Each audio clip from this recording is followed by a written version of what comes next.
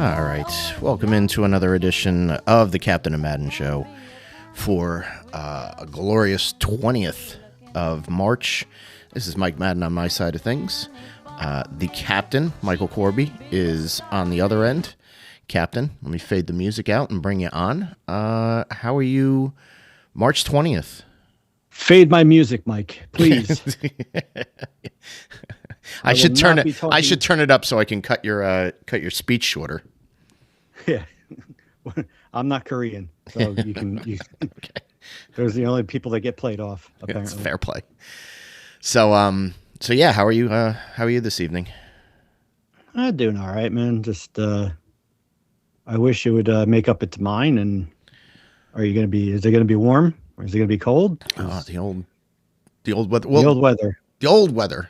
Is today the first day of spring, or is it Saturday? I believe it's 21st.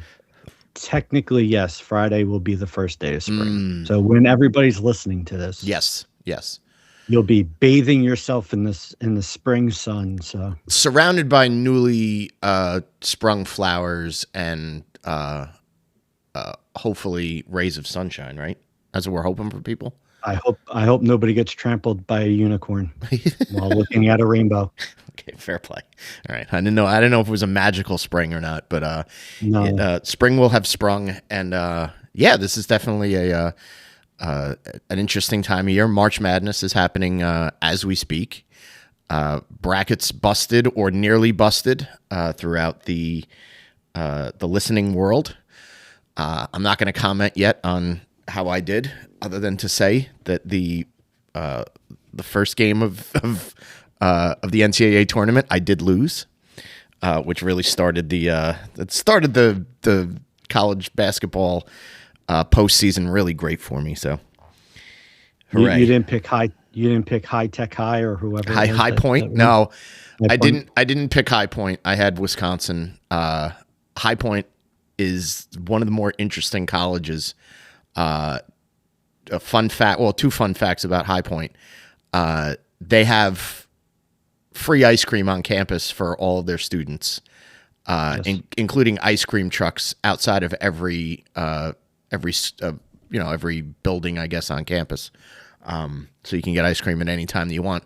Plus, each student is able to go, I believe it's once a month, to a steak dinner and to learn how to attend a business dinner, how to act, what forks to use, stuff like that. So they get a free steak dinner once a month as students at High Point. And I could be wrong about this, but isn't High Tech or High Point also known for having a lazy river that runs through campus? Oh, does it? Oh, that I didn't know. I mean, that's... Or it's around. They have a lazy river around all of their dorms, something like that. That would be... That's the place. So go get yourself some ice cream. Yeah. Just like... Chill out in the lazy river. And then... Get yourself ready for a steak dinner. Dinner at 7. Wear your business best. But yeah, it's that's the place where the unicorns and the the field of daisies should be, is a place like that. That's a good thing though, like learning how to go to like a fancy, like, I think that's a good thing to learn, because I always which fork do you use, which one's the salad one, all that shit. Right. Yeah. And you could easily do that like in your cafeteria, but they're like, no, we have I think it's just off campus. They have a nice steakhouse, and they're like, all right, well, once a month you can go there, or maybe it's once a semester, whatever it is. It's just, it's kind of it's a cool perk. It probably costs a fortune to go to a school like that. Like if you look at a picture of it, it looks like the Sims world, right? Yeah. So it probably costs a lot of money to bring yourself around High Point, but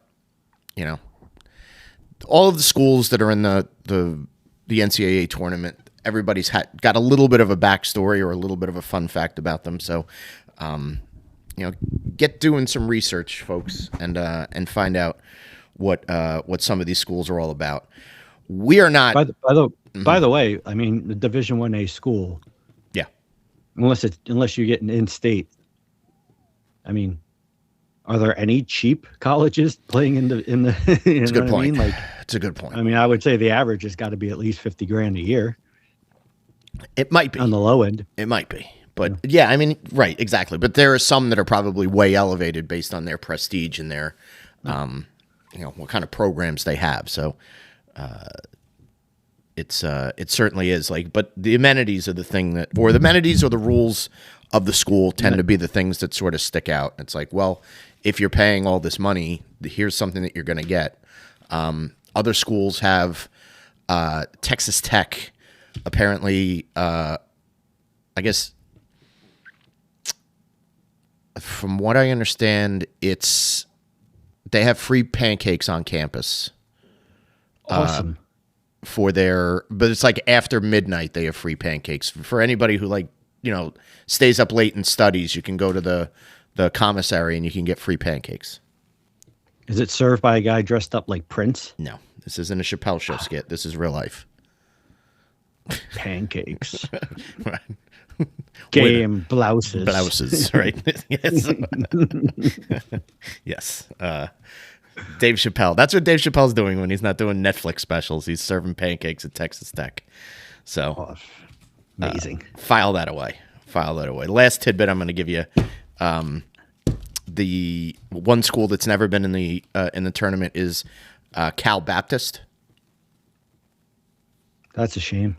They've never been in the tournament. This is the first time they're in the tournament, and it's illegal for women to wear leggings on campus at Cal Baptist.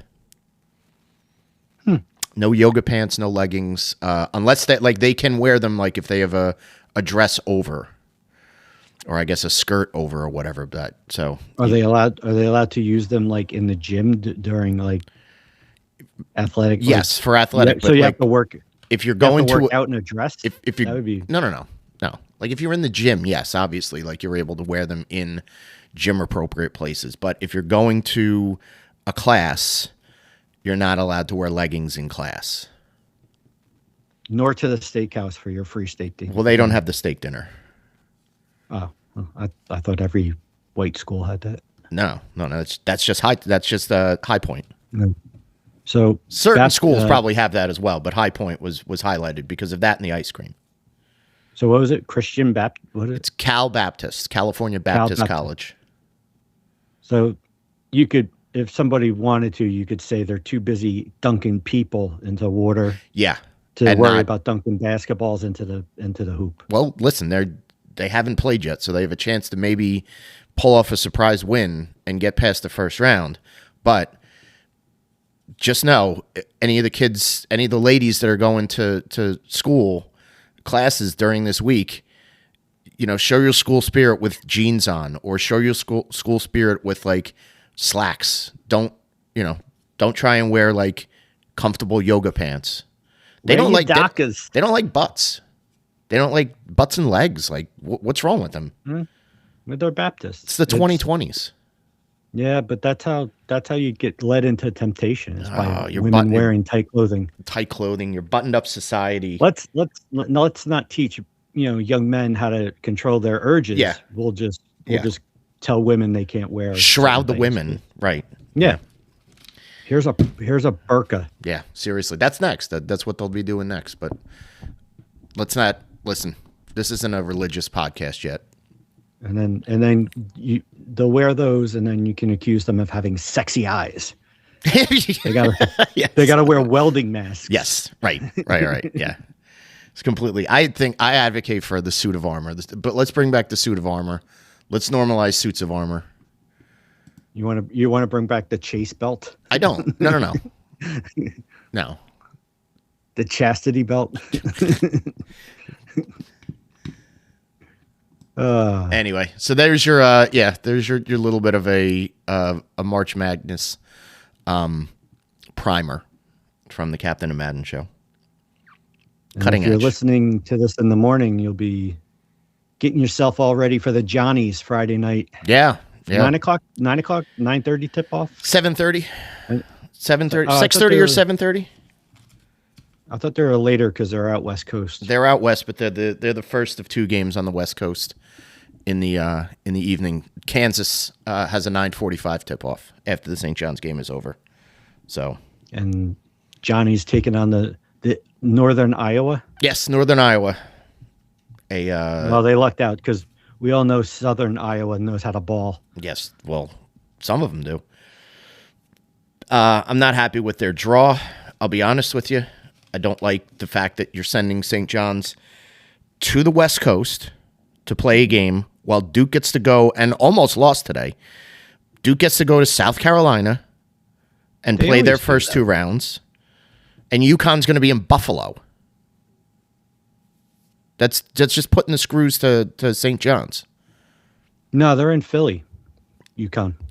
All right, still, that's But Northeast. they're also playing at 10:30 at night. Okay, they get to sleep in. The point that I'm getting at is St. John's gets sent out in this hard bracket to get out of a 5 seed, which is ridiculous. You win the Big Why is it East. ridiculous. You win the You Big didn't play East regular anybody- season. You didn't play and- anybody out of your conference. Yeah, they did. You guys didn't play anybody good. They played Alabama. They lost to Alabama, but they played Alabama. They played UConn twice. They played you UConn gotta 3 realize, times this year. People hate Rick Pitino. Whatever. I don't care. Like don't hate the coach. Reward the team for winning the I hate Big him East 'cause and he the Big wore East that all tournament. white suit, All right. and he ruined the Boston Celtics in the 90s. Okay. Well, listen. You can either get over that and fight with me, your I'll never get podcasting over partner. Moncho Grande. All right. Fair enough. Fair enough. Fair enough. So let's But what? St. John's, when they win it all, won't you feel vindicated? Like, Oh, I'll you- be you- vindicated as fuck. You put us out in Arizona. You made us a 5 seed. Yeah. Yeah. We actually have to play tough competition. Yeah, we had to play Kansas and Duke back-to-back rounds. Yeah. Potentially. Well, unless one of them loses. and That Kansas would have is been always known beautiful to lose. today. If Duke had lost, that would have been beautiful. Just Even the desserts. one year that Duke was really bad, I think it was like either the last year of Krzyzewski or it was The the first year after. Yeah.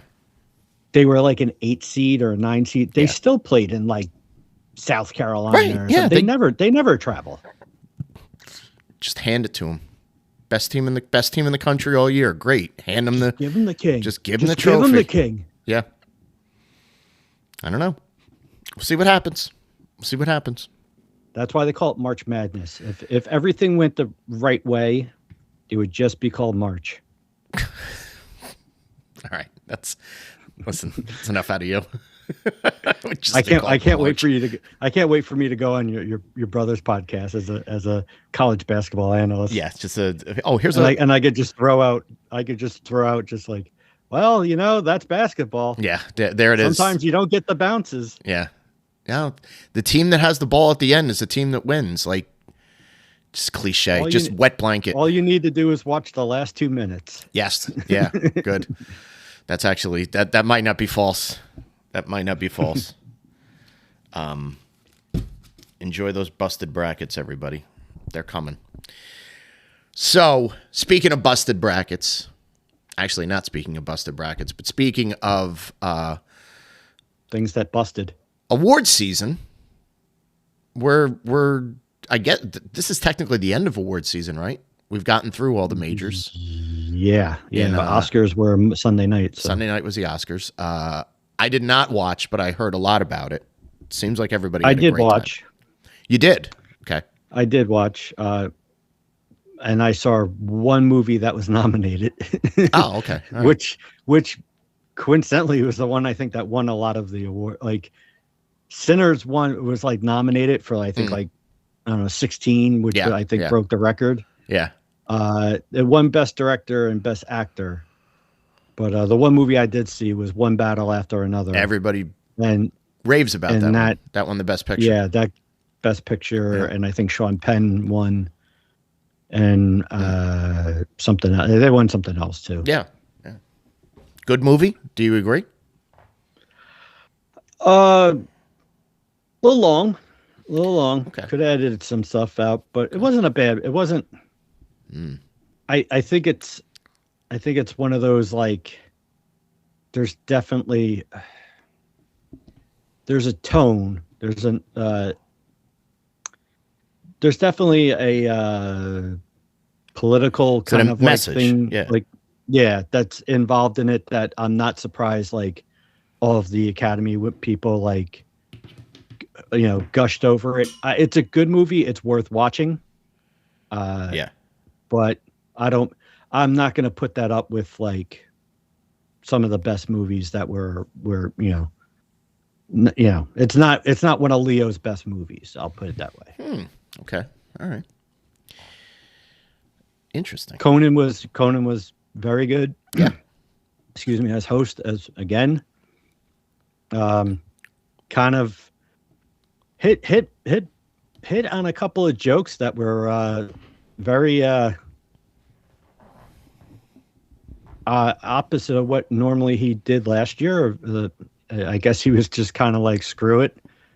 Him and his writers were just like, Let's torch we're the gonna say place. what we like. What's the difference? This bad boy's going to Netflix in another year or Yeah, two. it's true. So, It's already on Netflix. You could watch a replay there. but it's going to be exclusively, I think, starting either 2028 or 2029. Like you're not going to Yeah. be able to watch it on Channel 7. You got to go to Netflix. It's like everything else. Pretty soon, you just go to Netflix for everything. This You wanna podcast watch- should be on Netflix. Amen, brother. Yeah. We'd actually get paid. Are you listening, Netflix? We sure would get Yeah. paid. They should line our Dude, pockets. you're building that giant complex in New Jersey. Right? We wouldn't have to commute very far No. to get our own little studio. I mean, that is not a studio. It's more of a storage for sets, but No, I'm talking about the one they're building in the old Fort Monmouth, not the old. oh, Bradley. that's right. Yeah, that is a studio. Yeah. No, absolutely. We can make it over there. But you know what? We could do this in the old Bradleys in a storage bin. Yeah, Where just, well, storage, give like, us they would have to soundproof one of the rooms. and make it, I guess like climate controlled a little bit. Like I don't want to sweat. No, who does? Who does? But like the old break room at Bradley's, I think that would be a nice place because that's off to itself. Take the lockers out and just soundproof the walls. It works. It's out of the way. I always felt the shoe department had really good acoustics. The shoe stock room, maybe. Anyways, that's very inside baseball. Only 5 people that listen to the show are gonna know what we're talking about on that one. But And make sure the doorway that leads out has a camera so we could stage it. we won't stage our fights there. Yeah. Yeah. No, I'm all for that. I'll wait and I'll hit you with a large the old cardboard roller. Yeah. Oh, it's always tough. Take a take a few You spins around in an old pallet jack. You ain't lived till you took a DDT off a pallet, a stack of pallets. Well, I know I've lived in because I've taken that. So, but yeah, the Oscars getting back on track. Let's get back on track. The Oscars. Netflix isn't coming for us yet. The Oscars originally, like when you and I were in our production meeting, we were like, well, did we do something for the Oscars? Did we miss our opportunity? And I think we both agreed that, like, if you don't know the source material, you can't necessarily go crazy. So if we haven't seen all the movies, why would we review all the Oscars? So what's the next best thing? Let's talk about the other award that's given, the other set of awards that's given out the week of the Oscars, and that's the Golden Razzie Awards. The Golden Raspberry Awards, shortened to the Razzies. Razzies. So this is it celebrates the worst acting and the worst films, and not necessarily all of the minutia of the Hollywood Oscar awards, but it certainly does give you kind of the highlights of the worst performances of the particular year. It started in 1980. There was a publicist, John J.B. Wilson, Yes. went to see a double feature of Can't Stop the Music and Xanadu. And then realizing that they were both terrible movies, kind of concocted in his head that there should be an award ceremony for the low quality, bad films that were supposed to be great and ended up being spectacular flops and disappointments. So for the following year, he was having a Oscar party at his home. Ironically enough, it was on March 31st, the same day the Oscars were held. So he had the Oscars party and did sort of these makeshift Golden Raspberry Awards to celebrate the worst picture, the worst actor, actress, so on and so forth. And that kind of snowballed from there. The next year, if he had like 12 people at the first ceremony in his place, more people came the next year. Eventually, it did get coverage. By the time they got to the fourth annual Razzies, CNN actually reached out to help cover the awards. So, in a tongue-in-cheek way, it is it's an homage, but it's also a sharp parody of the Oscar awards, the Academy Awards, and that's what we're going to be sort of going over is the history of the Razzie Awards today, and kind of give you some of the stuff we're going to agree wholeheartedly with, and then some will be like, why did they pick on that movie? So how does that sound? How do you want to start tackling the highs and lows of the Razzies? Just a little tidbit for everybody. Mm-hmm. The trophy that is handed out, the Golden, I guess, Razzie mm-hmm. trophy, if you want to call it. Yes. Is a empty. It's an empty jar that you would either put marbles or any coins or whatever, with a mocked film reel on top. Yes. Spray paint it gold, and then they take like a fake thing of picture there mm-hmm. Of like berries or grapes or whatever, and they spray paint that gold. Oh, it's a raspberry. Yeah, some of the early ones kind of look like grapes, but whatever. Okay. All in total, it cost $4.97 to make. What a perfect amount. And that's what is handed out to those lucky recipients that receive Razzies. 9 times out of 10, it breaks within them handing it to the person. Mm-hmm. But yes, so that is the golden statuette of the Razzies. Yeah. And it's been, it's been talked about, like, I guess at first, like, it's sort of this, like, haha, like, whisper campaign. Then as it went through the years, and we'll certainly highlight, some of the actors or filmmakers that actually got the joke and either attended the awards or accepted their honors in a separate ceremony. So it certainly is. It's a lot of fun to kind of look back and see, how this was started, and where they more or less like where they end up going with it, maybe for future years. But we will start. We're going to go through all of the categories for the first year, and we'll talk about the winners and also the nominees, and see if we can shake some memory on some of these movies. So let's look at the main event of the Razzies is the Worst Picture Award. And again, these were films that were released in 1980.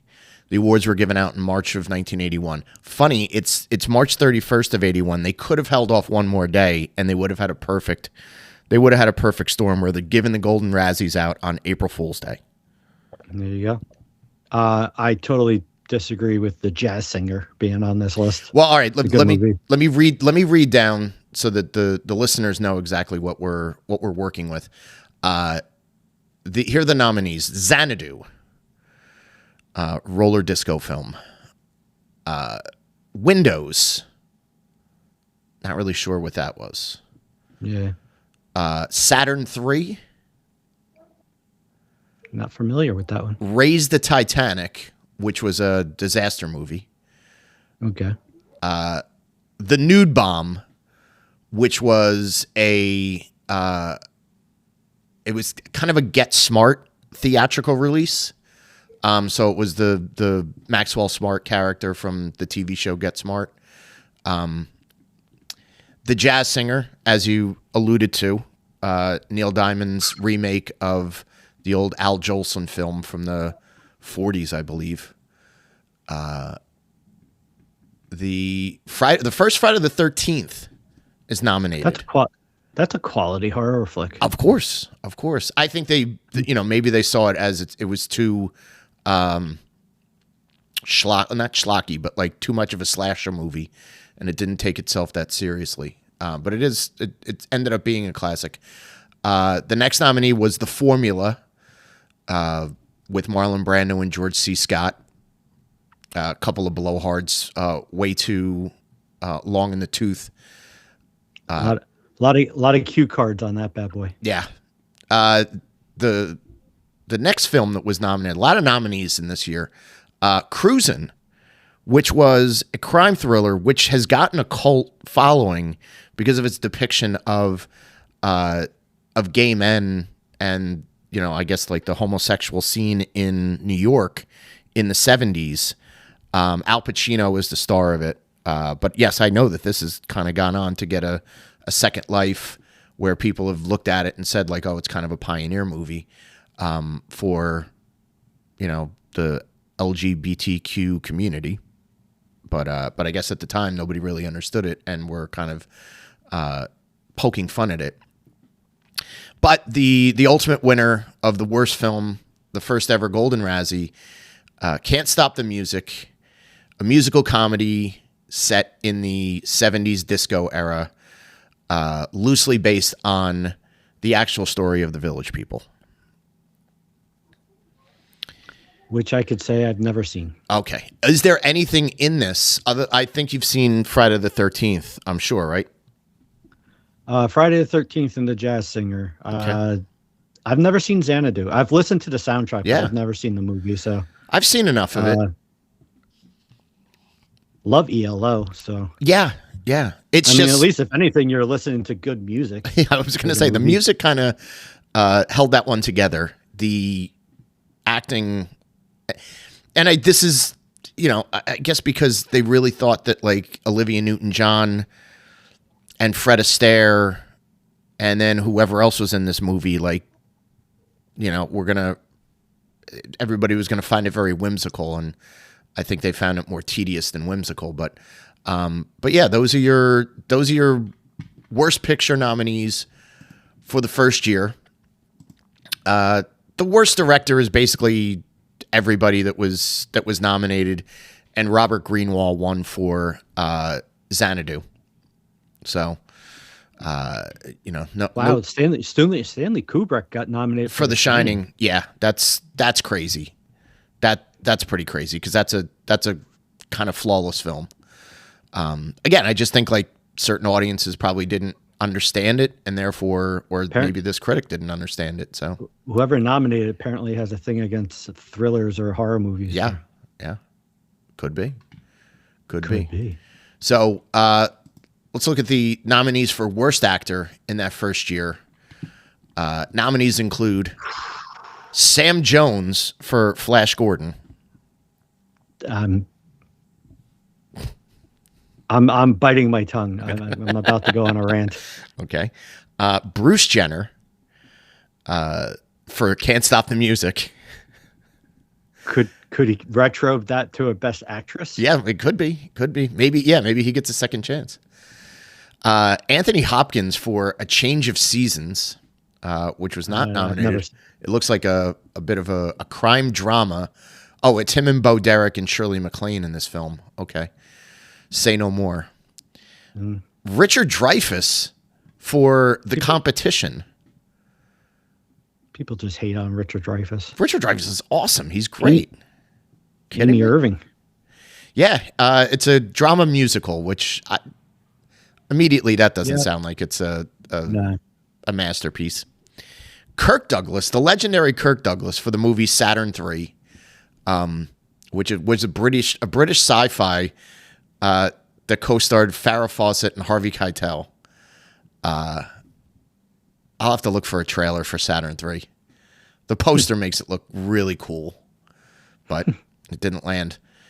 Michael Caine nominated for 2 movies, which this is going to be a trope that they nominate an actor for multiple roles. One of the roles is in the erotic psycho thriller Dress to Kill, directed by Brian De Palma.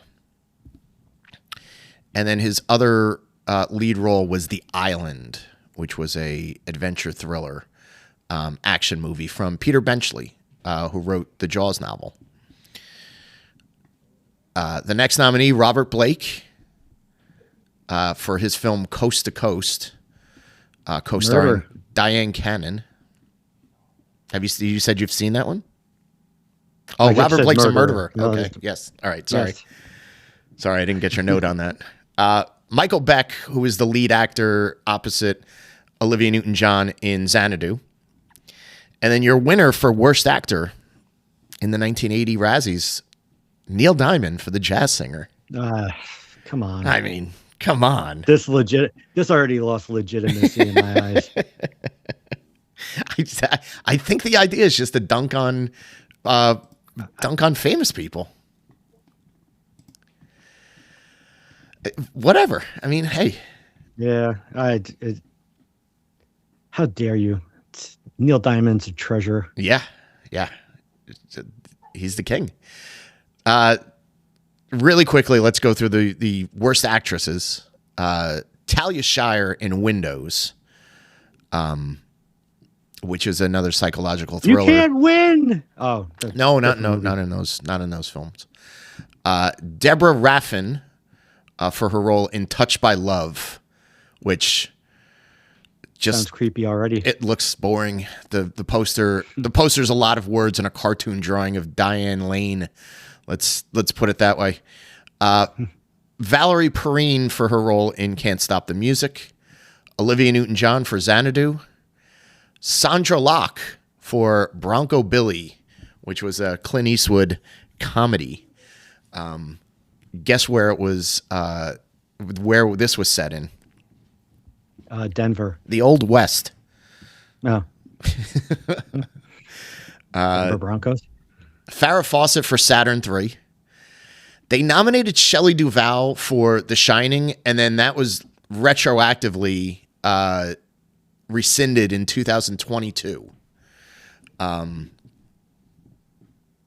Because Shelley Duvall was basically tortured on a set Yeah. for like 9 months. Stanley Kubrick. It came out that Stanley Kubrick was a bit of an asshole to her. Kubrick's one of those directors that like will make you do 60 takes of you just walking through a door. Right. Or sneezing and then make you have a real sneeze every single time. Yes. He's a torture chamber.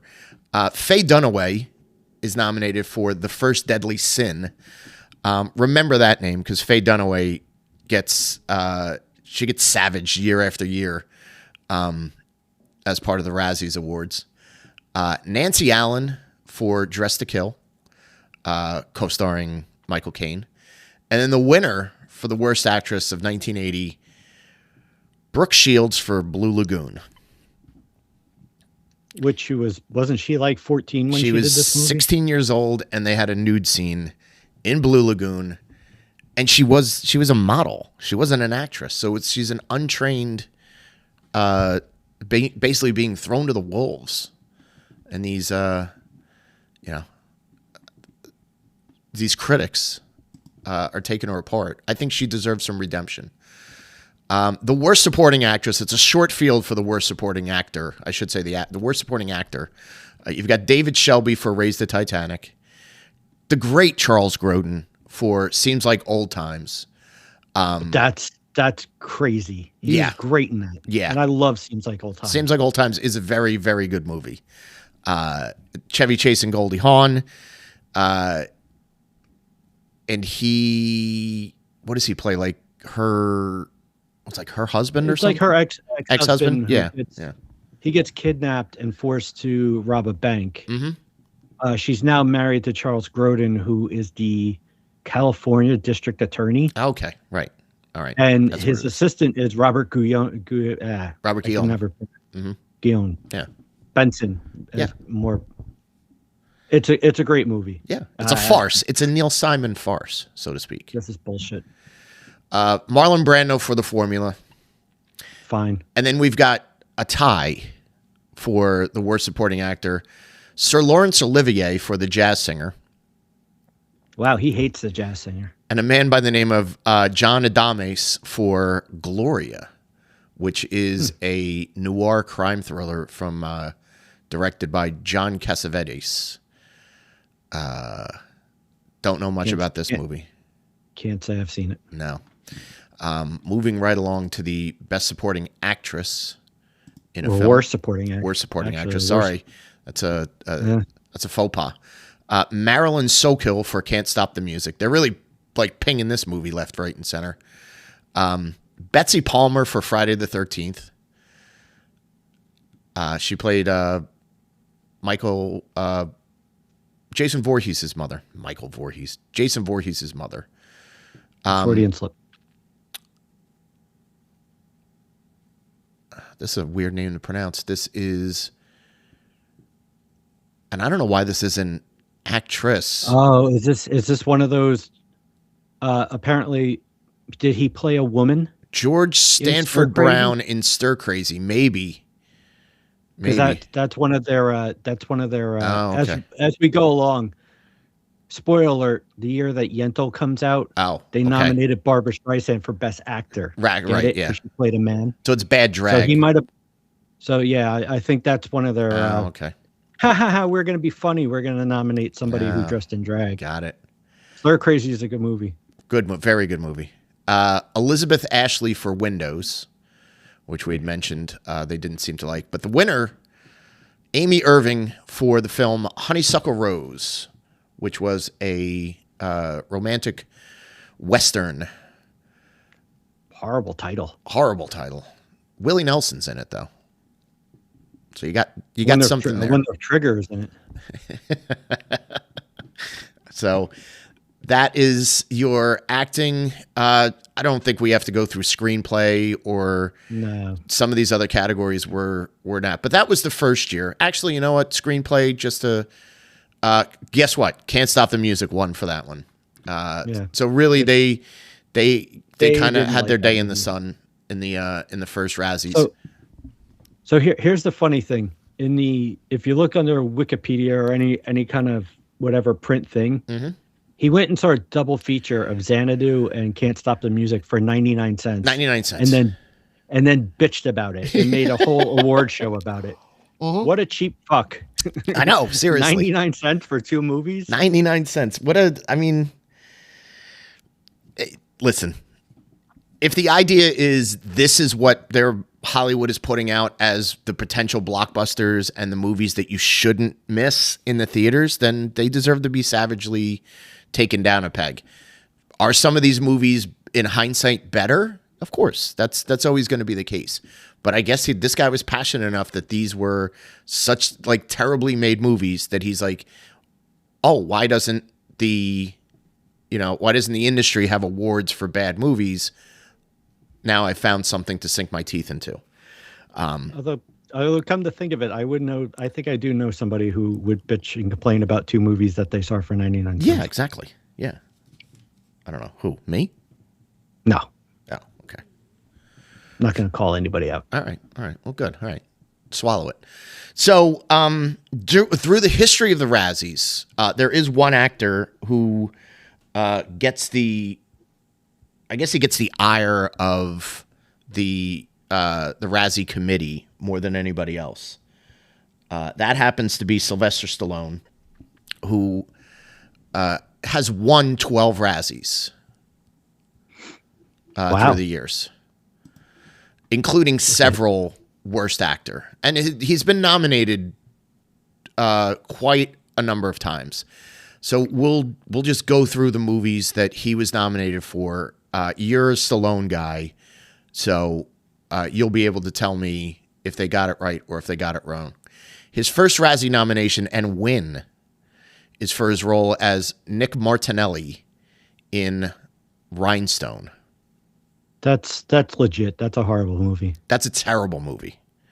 It's Sylvester Stallone starring opposite Dolly Parton. Yeah, it was not a good one. Yeah. 1985, he wins again. This is bullshit. Worst actor for two separate roles. Rambo, First Blood Part 2, in the titular role as Rambo, and for Rocky IV as Rocky Balboa. Now, Rocky IV is not for nothing. You're nominating for 2 movies, and look at the last guy on the list. That's your winner right there. Travolta for Perfect. Perfect. That movie's horrible. But Stallone, like I guess it's like the whole like Stallone was never like that good of an actor to begin with. Rocky IV has its moments. Rocky IV has lots of its moments. By the way, look, not to cut you off, just because it caught my eye. Look at the last person nominated for 1984. BR. Yeah. Oh, listen. J.J. McClure in Cannonball Run. 2 is terrible. This is all I need to know about this ass clown who's nominating people. Cannonball Run 2, I don't avow. Not a fan of Cannonball Run 2. But still. And Bert's not. Listen, I love Burt Reynolds. Burt Reynolds is one of my favorite actors of all time. He's not my favorite actor because he's good at acting.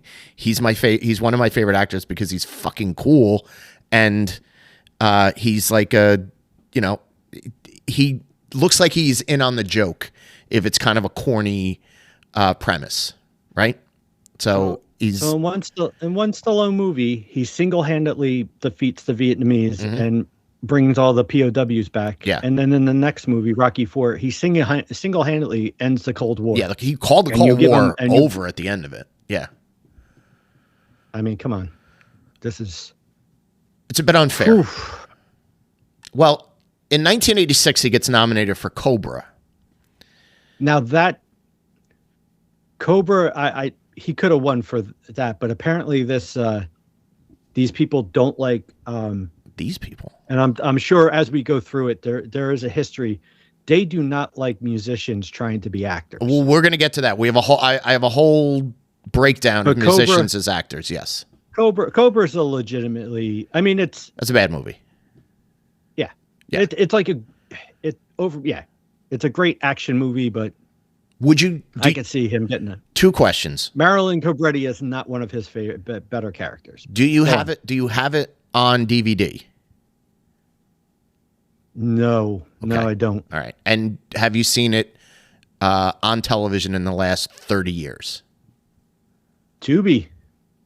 Tubi I watched it like a year ago. Tubi would have Cobra. Like a year ago. All right. Okay. Yeah. See, this is why you're the expert. You're a Sly Stallone guy. 1987, he is nominated for Over the Top in his role as Lincoln Hawk. Save this kid in that movie. I mean, the Funkers in that. I mean, but yeah, I get like that's not a good movie. That's a silly premise. But that is still like shown on a lot of like cable channels to this day. So I'm not gonna sit here and bash it, but I can understand Stallone as a truck driver who participates in arm wrestling competitions. Yeah. And wins his son back in an arm wrestling competition. Yes. Yeah. Wins the love of his son through arm wrestling. And turning his hat backwards. Like a truck? It's like it's like turning on the ignition. Yeah. Turn the hat. Yeah. He's back in the winner's circle in 1988 for Rambo 3.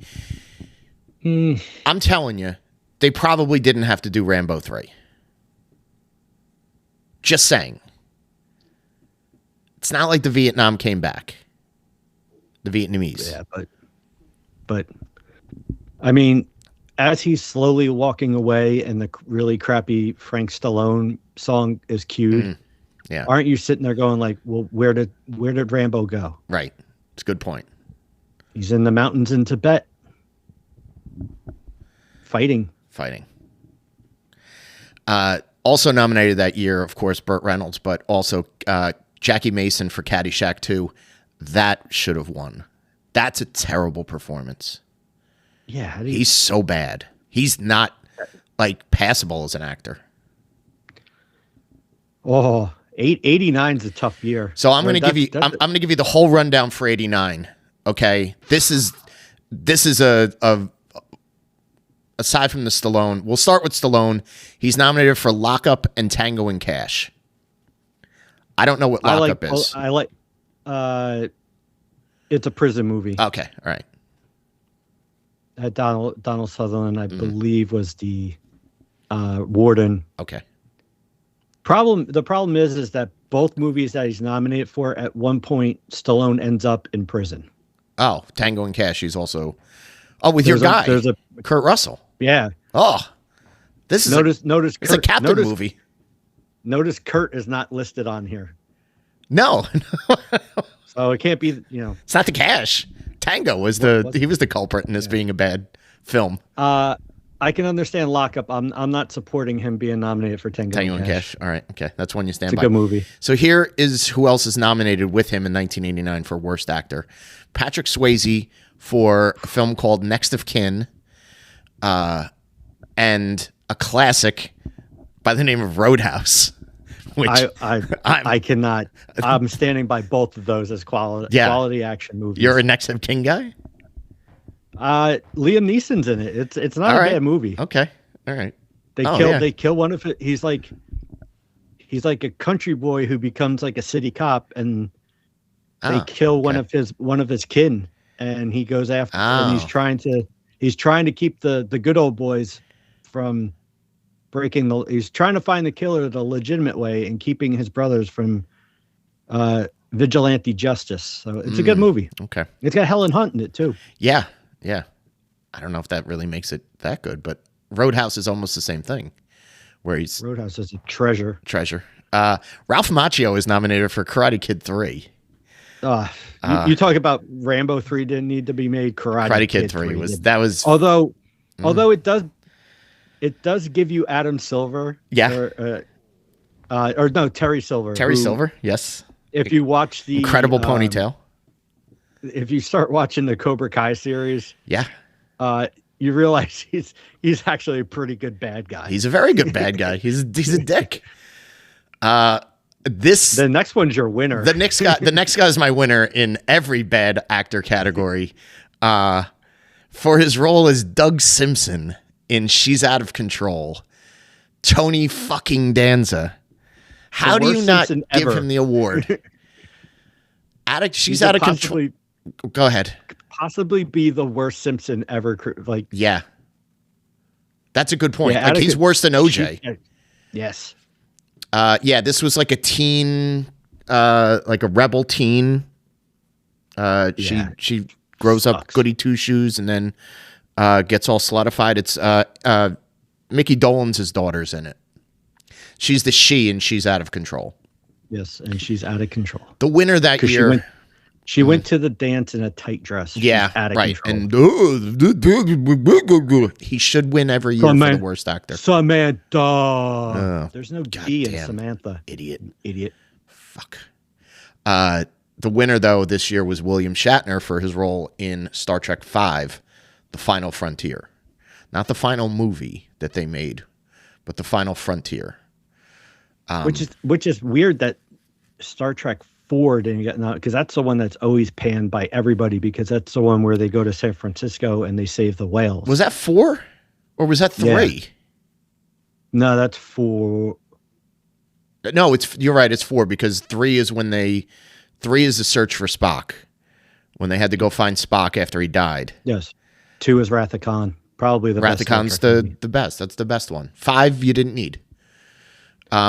But yeah, if we retcon this and we revote,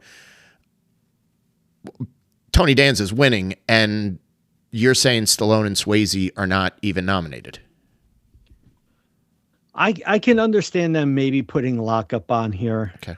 I think if Lockup would have came out a different, like I said, just because he's in prison, and then in Tango and Cash he's also in prison for a bit. Like I'm not. I'm totally for Next of Kin and Roadhouse. So, Well, get ready. The 90s are starting. The 90s are alive, and our guy is nominated once again for his role in Rocky V. well, I mean that's a bad movie. Again, Prince is nominated for Graffiti Brit. They really just hate musicians. We'll get to the musicians in a bit. I don't want to spoil it. But George C. Scott. He's nominated. Well, we're not. I don't want to go through each and every one of these. There are some. I know. I'm bumps just in this looking. group. I'm just looking. 91. Here he is again for his role in Oscar. Now, Oscar. This was like a comedy spoof of like mobster movies, right? Yeah. Not his best. The poster makes it look ridiculous. He's hanging off a clock. That doesn't even look like what they ended up the movie being. No. This is the one. This is like, if you're like, everybody's got that one movie where no matter what they'll like, Stallone could go on and make this great movie and win an Oscar, and there's going to be some shitbag type Jay Leno host that's going to be like, oh, I think we got a clip here, and then they're going to show this movie, which he won for 92, and he should have won for 92. So right. And that's Stop or My Mom Will Shoot. Stop or My Mom Will Shoot. That is the worst Sylvester Stallone. Here's the tidbit. Here's a little thing about Stop or My Mom Will Shoot. Okay. So the script was floating around in Hollywood. It made its way to Schwarzenegger, who read it and was like, this is the biggest piece of shit I've ever read. Okay, naturally. But I'm going to totally play a joke on Stallone. And I'm going to say, I'm going to have my people say, I'm totally interested in this movie and I want to make it. Oh, no.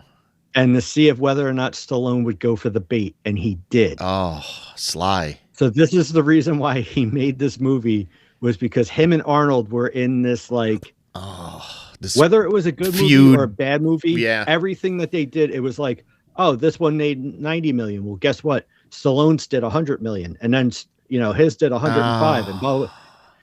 This is the one. And so this movie was made. It bombed. It got panned by everybody, which it should have. And Schwarzenegger sat there and laughed his ass off the whole time because it was a trick on Stallone, and he totally fell for it. Wow. That kind of shows how dumb he is, to be honest. Can't win them all. At least he didn't make Cop and a Half. That's a good point. All right. Well, that's a Burt one for the next year. Stallone's back in the, he takes a year off from being nominated in 93. He's back in 94, nominated for The Specialist. Not a bad movie. Sharon Stone, right? Yes. It's, trying to remember. That's not the one where he's a demolition guy, but it's no, because that's a Demolition Man. Sharon.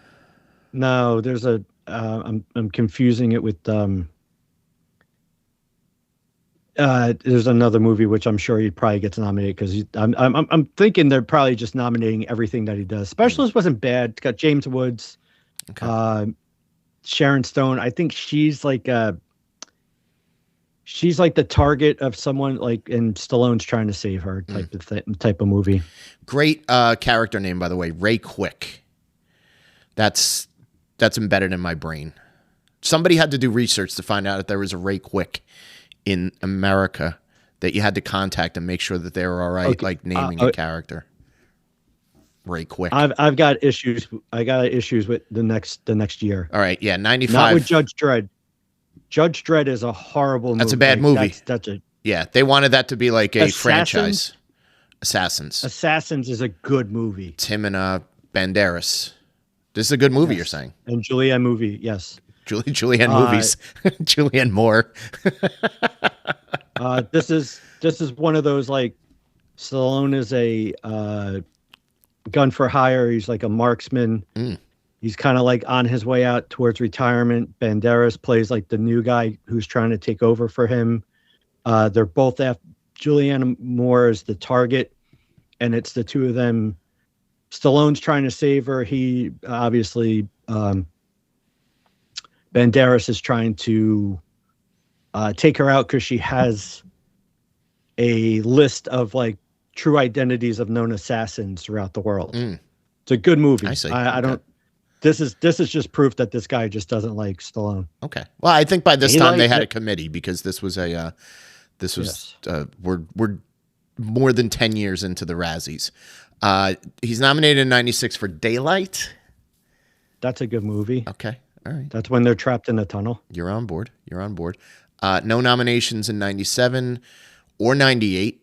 Wow. 99. He gets off scot-free till he's back in a big way in 2000 for his role as Jack Carter in the movie Get Carter.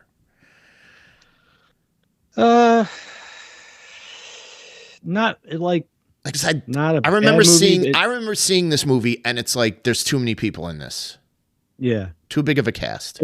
I believe I could be wrong, but it's either a remake or it's all made from a book. Yeah.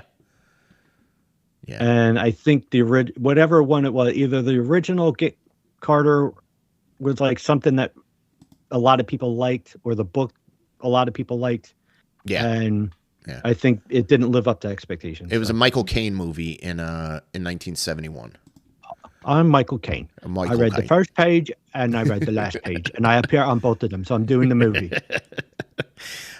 Nothing in 2001, 2002, 2003.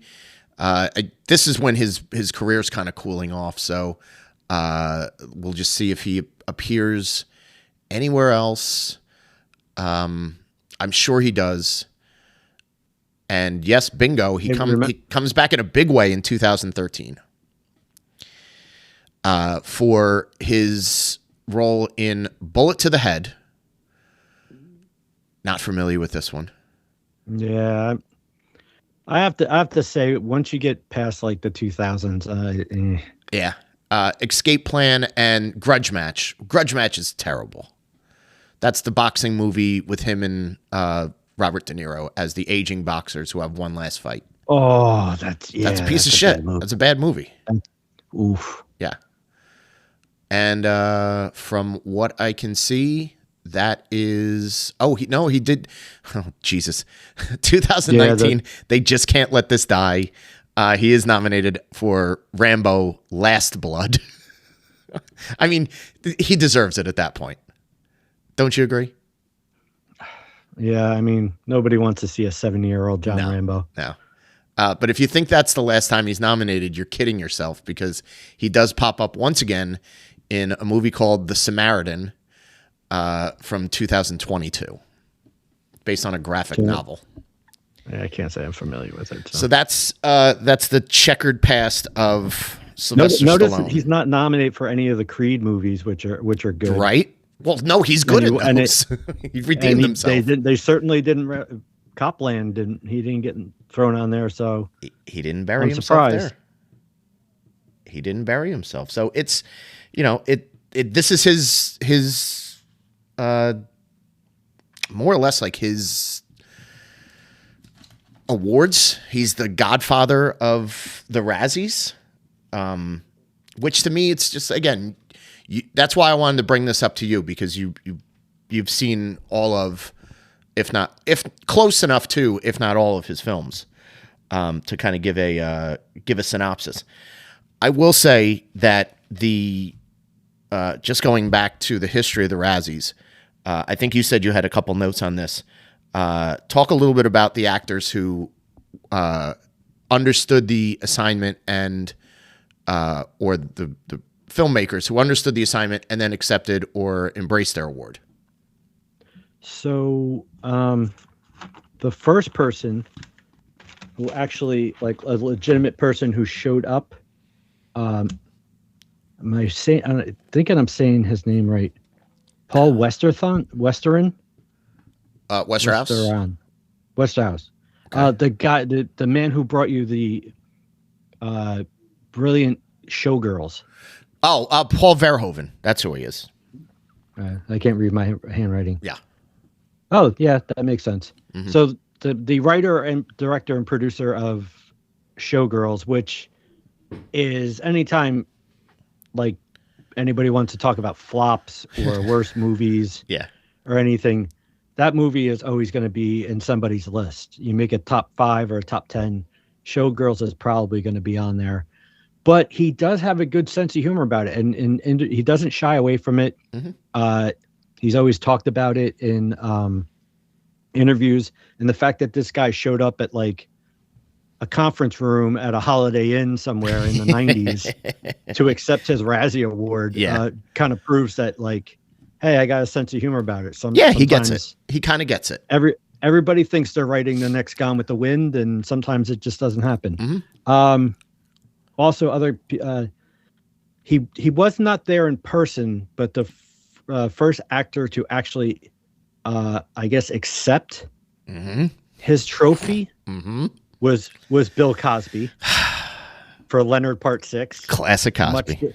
much deserved. Much deserved. Um, but yes, even Cosby shit on this movie while he was doing promotion for it. Yeah. Um, Yeah. I vividly just etched in my brain is Bill Cosby riding on the back of an ostrich. That's all you need to know Yeah. about that Oh, yeah. movie. Yeah. He Um, like he admitted that like he was making the movie as a cash grab, and he called it Leonard Part 6 because he wanted you to think that you missed the first 5 Leonards, and it was this sort of inside joke that this is the 6th part. But it was also, yeah, it made no sense. There was an ostrich. There was some sort of like weird like superhero science fiction plot. Bad stuff. the first actor to show up to accept their award was Tom Green for Mm. a memorable movie called Freddie Got Freddie Fingered. got fingered, right? Um, Lost to time, by the way. Freddie got fingered. um, but the more notable ones is Halle Berry showing up for to accept her Razzie for Catwoman. Oh So yeah. in one hand she accepts the Razzie, and then in the other hand she brought her Oscar that she won for Yeah. Monsters Ball. Yeah. That's good. Um, Take that. the other one of notable appearance. So Sandra Bullock showed up Hmm. the year that she won for Blindside. She shows up the day before to accept her Razzie, wheeling a red wagon with her filled with copies of DVDs of the movie All About Steve, which Okay. I'm not familiar, which is the performance that she won a Razzie for. Yeah. Oh She yeah. is she is convinced that nobody actually saw this movie, Uh, and they just nominated it because she was getting such hype for her appearance in Blindside okay. that this movie was the backside, like, which the Razzies do have a history of. I think like Cruise, they nominated for worst actor for Cocktail Yeah. the year that he was nominated for an Oscar for Rain Man. Hmm. Right. Right. So it's one of those things where like when an actor's getting hype or an actress or a filmmaker is getting hyped for like a movie that's really good, but they also released something else that year that maybe didn't live up to that standard, Hmm. that movie gets targeted a lot.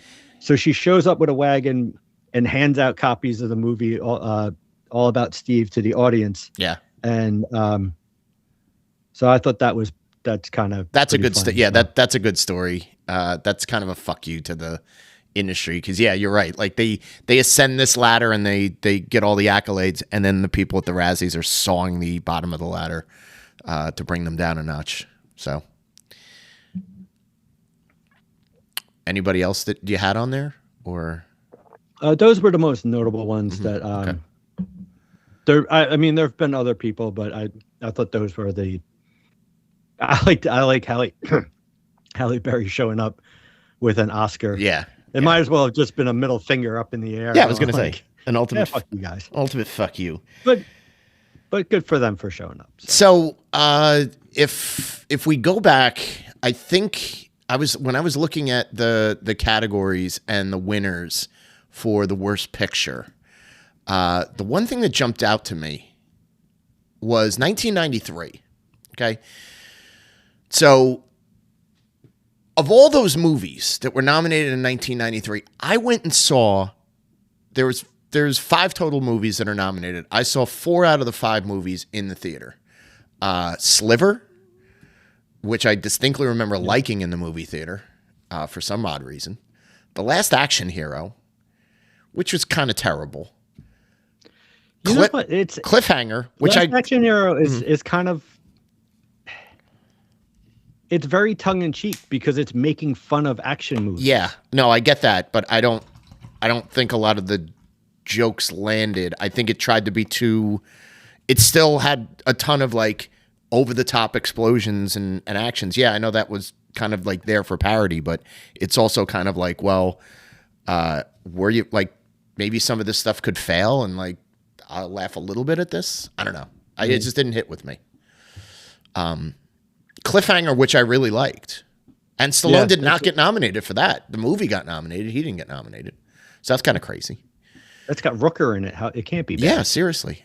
And and that also has the famous line. What is it like? I eat pieces of shit like you for breakfast. No, that's Happy Gilmore. There's some famous line in that movie. Some that's become like a cliche. No, I'll have to look it up. Yeah. I have not. I will agree with you. I saw Last Action Hero in the movie theater. I saw Cliffhanger. And I saw Indecent Proposal, which won. Yes. The only one I didn't see was Body of Evidence, and I could swear the Body of Evidence probably was in the theaters for like a week, and then just went right to Skinamax, because that's it's an erotic thriller with Madonna and William Dafoe in it. Yeah, I think Evidence and Sliver were both HBO worthy. Okay, right, but Sliver was right after Fatal Attraction, and it's got William Baldwin in it. Yeah, it's got and he was hot at the time. But that was like that was the first year that like jumped out at me as like, oh, I saw a lot of those films in the theater. I thought Indecent Proposal was a quality flick. Yeah, I thought that was good. It had an interesting premise. I think maybe because it was there was so much crap about it in the press. Yeah, it was sexual. Well, I mean, it was a sexual premise and a sexual drama. But I think it was like people went overboard with the "would you sell your wife for $1 million" scenario, and it's like, watch the film, see how it came out rather than sort of bastardizing it from there. 1999. I also wanted to make a note that Wild Wild West won. Deservingly so. It's not a good movie, giant spider, but it's got the best Will Smith song of all time in it. The theme song to Wild Wild West, featuring Sisqo and Drew Hill. That song slaps, as the kids say, and I would listen to it in a heartbeat right now if I could. We're doing a podcast. Well, is that because it's basically sampling the Stevie Wonder song? Yeah.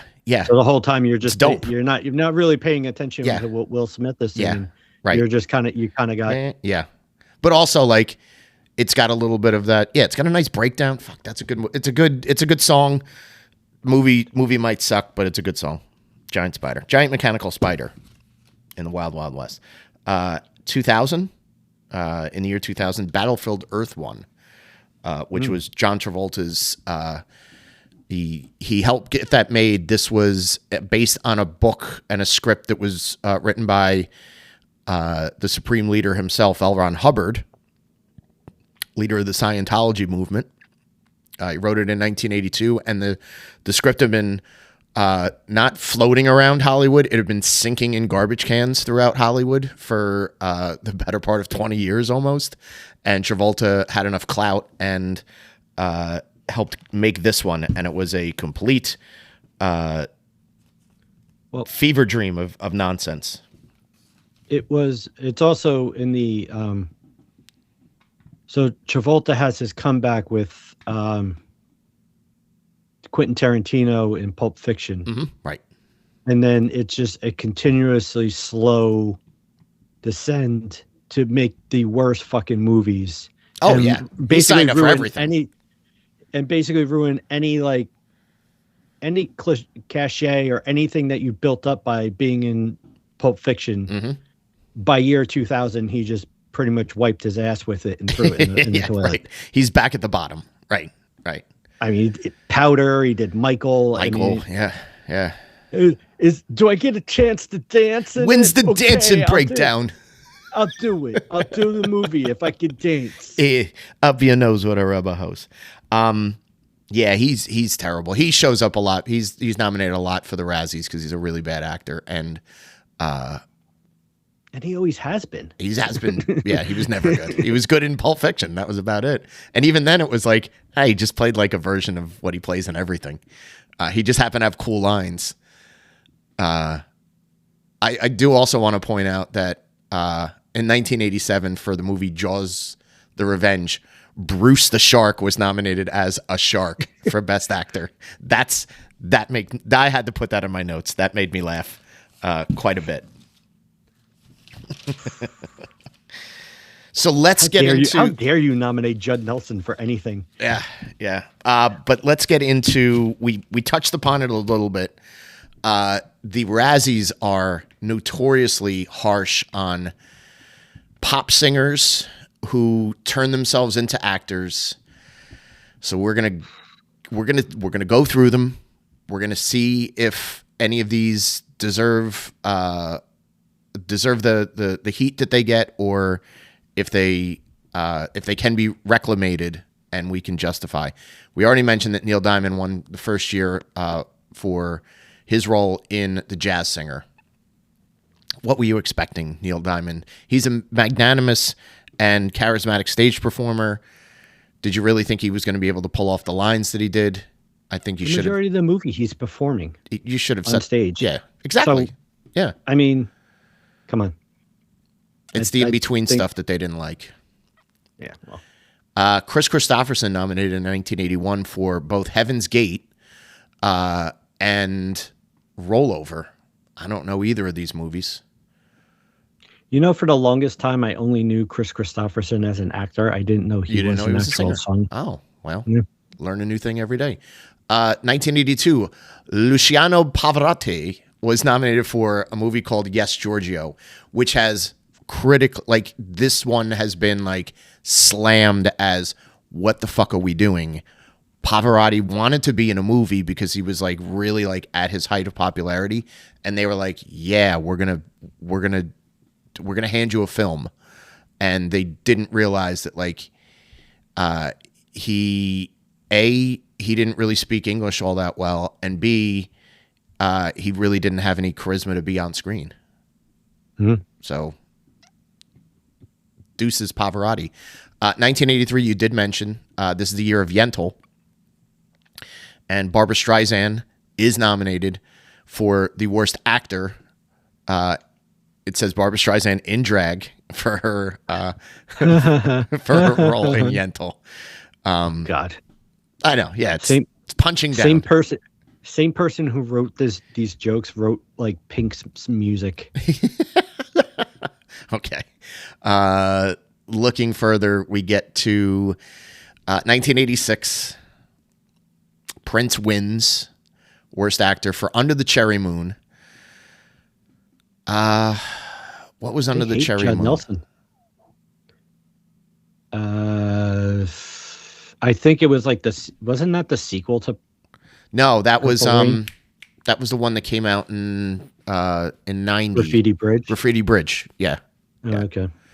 This from the description, it shows that it was also Prince's directorial debut. How dare you? It's a crime. No, I'm sorry. It's a comedy, musical comedy, romantic. Geez, this is everything. Romantic musical comedy drama directed by Prince. It sounds like it's just a music video that stretches for 2 hours. Isn't that like that's Prince's thing? Like, describe a Prince music. It's like, well, it rocks, but it's got some dance music. It's got some ballads on it. Yeah, yeah.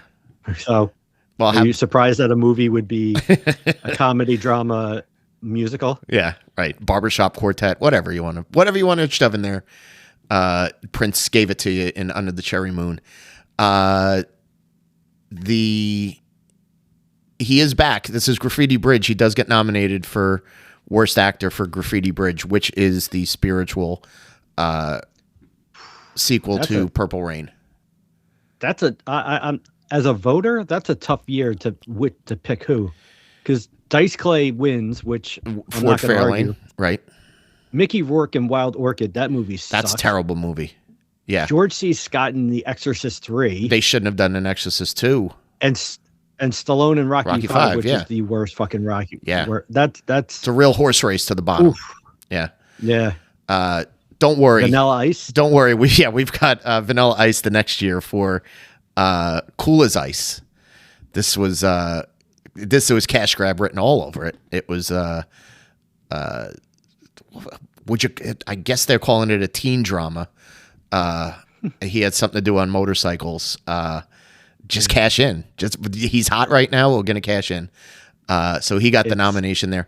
I think they took a few years off. It was the original from Justin to Kelly. Yeah, they took a few years off from slamming actors for their roles until we get to. Let's see. I think maybe that's it. By the way, no. As you just mentioned him, Justin Guarini is nominated from Justin to Kelly in 2003. I've always said that the real title of that movie should be Beach Retards. Wow. Just saying. Just want to throw it out there as you were scrolling it. Right. It's also of note, as much as they do have a lot of hate on Stallone. Yeah. Yeah. Man, they hated Bruce Willis too. Yeah. They nominated everything Bruce Willis. Yeah. I think they actually eventually just made an award at one point and nominated everything that Bruce Willis would be in that year. Right. And they gave it the worst Bruce Willis performance, but then they took it back when they found out that he was sick. Man, I mean, way to backslide on that. 2009, they did honor the Jonas Brothers. They did win the award for playing themselves in the Jonas Brothers 3D concert experience, which is like, all right, that's them singing, and they're not really acting in that film. So, real quick, if you look at 2008. Okay, right. Oh, Marky Mark. Marky Mark is also nominated, and he used to be a rapper. But also the one before it, Pacino for 88 minutes and Righteous Kill. Oh, could a great actor put out? I find it so odd that, like, yes, every great. We did an episode on this about all the bad Bobby De Niro movies. Yeah, yeah.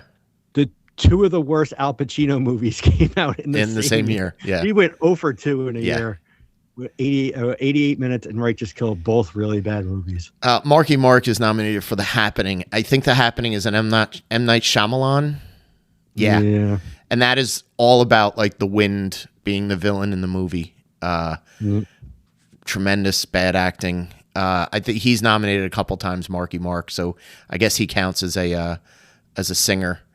But for the women, I think their main target, to nobody's surprise, is Streisand. They bury Streisand. They bury Olivia Newton-John. Maybe justifiably so. She's sort of wooden. She's like a puppet. Madonna is a multi-time nominee. I'm trying to see if Madonna won. Yeah, Madonna won for Shanghai Surprise.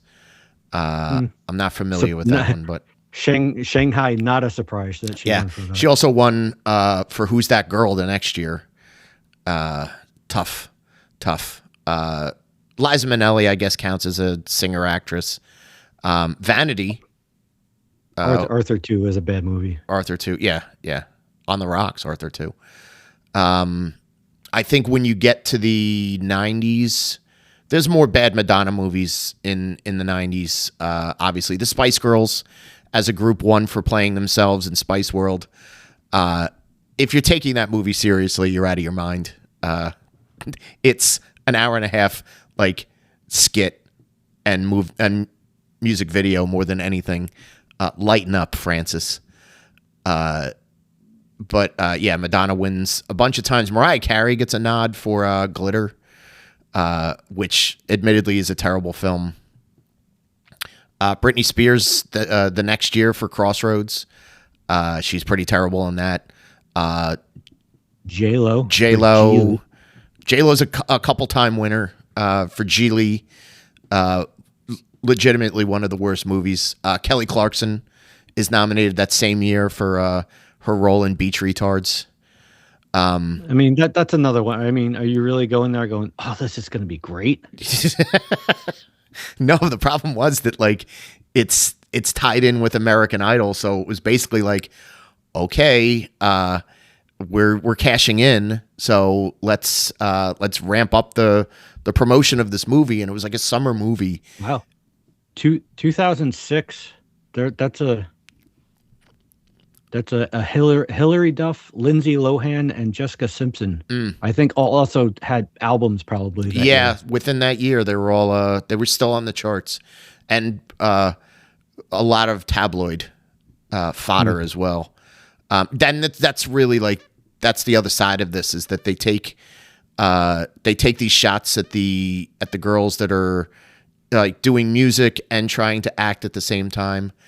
And then also like all these girls that are in and out of like, you know, the tabloids or rehab, like the Olsen twins are nominated, you know, in one of the years, and Jolie, she gets a few nominations.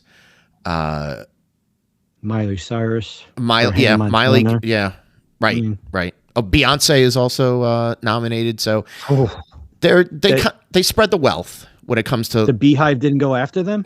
Wow. In 2009, they're easy to say that there wasn't a level of mania behind anybody in the Beehive, but another ridiculous one was Best Supporting Actress. Mm-hmm. So they gave it to, I forget if they gave it to or it was awarded to Britney Spears in like 2004. Okay. So there's for Fahrenheit 9/11, which is a documentary about the country and all this shit. Mm-hmm. Michael Moore uses an excerpt of an interview that she did, not with Michael Moore, with somebody else. Yeah. Where she basically is asked like a political question and she kind of gives a dumb answer. Right. Right. And it's just like they use that in the movie and they give her the award for worst supporting actor. That, I mean, come on. It's right. And that's another trope with the Razzies, is that they do lean on like the political spectrum. There's a number of people that are nominated. Condoleezza Rice was nominated for Fahrenheit 9/11. You know, the makers of a Hillary Clinton documentary won for best a worst movie for this anti-Hillary movie that they did. And, you know, there's a lot of different political figures that sort of get like roasted. And I think that's always going to be the side of this where, you know, they kind of pick that. I don't think they should don't focus on a documentary as your worst movie unless it's that bad. But still, like you're saying, like if she just had like a third party soundbite that gets like swept up in this, it's like, well, what are you really trying to accomplish? Like nobody believes that this is, you know, this isn't a serious award show. Like, you know, the grandstanding is a bit much when it comes to this stuff, to be honest. I mean, are you legitimately walking into the movie to see Teenage Mutant Ninja Turtles and thinking, oh, this could be a really good movie? Yeah, exactly. Right. And then actually turn around and give a award to Megan Fox. Like, come on. Yeah. Like, yeah. I know. That's the part of it. Like you look at the list, if you see something that like was supposed to be like really serious, like the early ones, I think a lot of those movies look like they were lined up to be super serious. And then it's like, oh, it's funny that it was a flop. And then they just gave it a bunch of like goof awards. Right. Well, it's like anything else, right? Like, so this guy starts this thing in his living room, and it's him. He's, I guess, somewhat in a business or whatever. So it's a lot of people who probably know a lot or like watch a lot of movies. Right. Eventually, it opens up that you can join the quote unquote Academy of the Razzies by paying $40 a year. Oh, and then you can You can nominate whatever you want on there. Oh, okay. All right. So it's no different than like the Rock and Roll Hall of Fame when they open it up to general voting. There's always going to be people that get in or whatever, like the popularity vote is, and then people are always going to get mad at, or like when the All-Star game, it used to just be picked by the writers and players, and then they opened it up to fans that that can, and everyone just stuffed the ballot box, and Right. Yeah. everyone complained, oh, there's too many Yankees or there's too many, Dodgers that are going to the All-Star game. Yeah. So I think it also kind of got into this where like, oh, you know what? I really hate this person. I'm going to pay $40 and I'm going to do whatever I can to make sure that they win a Razzie. Of course. Yeah. Yeah. Right. And that's, again, it ends up being a little bit more of a, it's an industry joke that sort of, it may have gone on a little bit too long at this point. You know what I mean? Like, or if it is like, let's pay our $40 and you and I can start nominating things. We'd have to watch more movies, but I think the worst part of it is like, look, there, what'd you call it? Rereads on the beach, like those type of movies. Beach. I called it beach retards. Kardashian doing a movie or like J-Lo or whatever. Right. That's just them building their brand. Like I did a CD. Absolutely. A movie. Yeah. And it's more of their management pushing them to do it than anything. But like there were some legitimate people trying to be actors that were in movie. Like we mentioned the thing. I mean, the fact that for a very long time they were nominating and giving awards to kids. Yeah. Right. Total. Like a lot of them never acted again. Mm. And then like I was reading somewhere where like the female lead in the Blair Witch Project, which is not a bad horror flick, like, or whatever you want to call it. A thriller or whatever. And there was a lot of like BS around the film, how the way it was promoted, that the fact that they said it was like, well, we found footage of these people and we just reenacted what was on the footage. So when you went to the opening weekend, you thought it was real, like this is what really happened. And then the person came back and was like, no, we totally made this up. This whole thing's fake. Like, yeah. There was a lot of backlash. That actress has done interviews and said that like she can't work again, because of the hate for that movie and the fact that she like anytime she goes in, it's brought up that, well, didn't you win a Razzie for that? Like, yeah. So in some ways, like there is a backlash to it. There is a bad side of it that it, giving a bad actor or actress award to somebody who's like 12 years old and then they never act again. I don't know, man. Yeah. Well, thank God like you could trash a Kardashian that. all you want. Yeah. That's how they make their money, but I know. Yeah. People sometimes just trying to pay their rent. You shouldn't punch down as much as they do, and they end up punching down. There is a just to kind of end the episode here. There is a redemption. The Razzie Redeemer Award has been given out since 2014, and that goes to more or less like people who redeem their career, whether it's through an Oscar nominee or a critically acclaimed movie or something philanthropists or something that was, very pro Writers Guild or Directors Guild. So a few of the names we won't go through all of them because there are a lot. But one man that pops out, we mentioned him for a good chunk of this. Sylvester Stallone did get a redemption award. He went from the all-time Razzie champion, and in 2015 they recognized him as a Oscar contender for his work in Creed. So there you go. You end up on the right side of this. Other folks that have received this. Tyler Perry for all of his Medea movies. He was a multi-time Razzie nominee and winner. He ended up playing Colin Powell in an Oscar bait movie called Vice. and they ended up giving So that's a him very good movie. a redemption award. Yeah, of course, of course. Eddie Murphy, as you know, he was previously proclaimed the worst actor of the decade. I guess in the '90s, and then I guess he did. What did he do? A documentary about? It was Oh more. no, It it was was a like film about Dolomite. yeah. Yeah, It's about the making how they yeah, how they made Dolomite movie. yeah. Dolomite is my name, and he got a Yeah. redemption in 2019 for that. So and then there's other like folks like Will Smith. I think has gotten it a couple times because he keeps having bad movies and then comes back and has Oscar bait movies. So I I find wonder if I wonder if he's banned from the Razzies as he is from the Oscars. well, I think there's a lot more people to slap on that side of it. Val Kilmer, I guess like right around the time that he had come forward with his health issues, they forgave his performance in The Island of Dr. Moreau, which is a nightmare movie.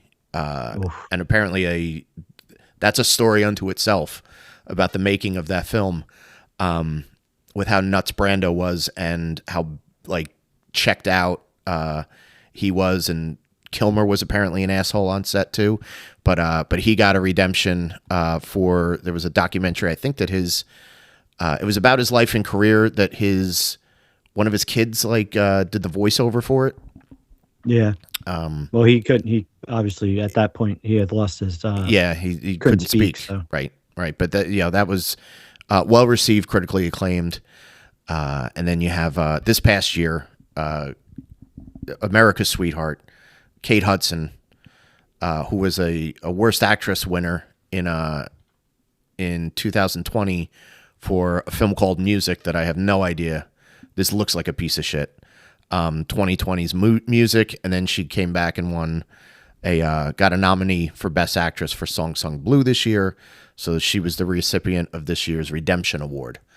So as much as we were just dunking on them for being a little bit pretentious and a little bit out of touch, and it's an inside joke that was taken too far, they at least kind of cheekily give a little bit back to the people that they've dunked on in the past. So Elizabeth Banks was nominated she was a four-time, or she was a nominee for movie 43. Yeah, worst. That was like it was like a skit-based parody movie. So then they gave it to her for Pitch Perfect 2, your favorite, which is the worst. Oh, the worst of the Pitch Perfects. Oh boy. And I'm wondering if she would have won it if they would have taken it back for directing Cocaine Bear. Yeah, she directed that. That's Elizabeth. She was producer and director on. I thought she was just a producer. I didn't know she was a director on that. Wow. Yeah, I believe she's a director on Cocaine Bear. Oh, Biddy Banks doing doing the Lord's work. Yeah. For Cocaine Bear. I'm just going to scroll down to see if she got nominated for worst director for that film. Although I do think that film got like high praise for being just sort of like that off the wall. It's crazy. Yeah, it's a fun concept. I don't see. Yeah, when I thought it was, when I heard Cocaine Bear, I thought they were doing a Burt Kreischer movie. Yeah. Zing. There it is. But that's Judd Apatow should win like worst editor every time he puts a movie out. Yeah, he's got long ass ones. But there it is. That's our look back at the history of the Razzies, the bumps in the road, and the ones that they got right, more or less. Anything else to kind of throw on top of this fire before we set it asunder? Well, if Netflix isn't going to pick us up, maybe we should spend the extra $40 and become members of the Razzies. We should. Yeah, that'll give us clout, and we can. And then next year we could go over who we nominated. Yeah. Well, again, that the commitment to having to watch a whole bunch of movies is the only thing holding me back. Well, then again, all you really you wouldn't have to watch a whole bunch of you. All you would have to do is find one movie that you went and saw and you And they didn't just like it. nominate that for And everything. you just put Good point. all your planet of hate into that one. Yeah, that's a The fire of 1,000 suns of hate, like right into whatever it was that you went and saw and was disappointed, or that you watched on a streaming platform. and wanted to assassinate verbally. This thing's longer than The Irishman. Oh, you got to be kidding me! It stinks. All right. Well, you did a good job, Captain. You were the You were you did a better job. The glue that held us together. No, your retrospect on Sylvester Stallone movies was second to none. So with that being said, we're gonna sign off. We're gonna bid you all adieu tonight, and we hope that you have a great night. On behalf of the captain, Michael Corby, this is Mike Madden. We will see you next week. And well, I would like to thank the Academy, and I'd love to thank the producers. I would not be able to do this without her band. Hooray for Hollywood! I was a small boy, and I always wanted to be on the broadcast. If you're even good, I'm living my dream, and I can't. So you're supposed to be playing. No, I am. Yeah, playing you. Yeah. From Shirley Temple Good night. to I'd like to thank my mom. Amy Semple is Okay, bye, Mom.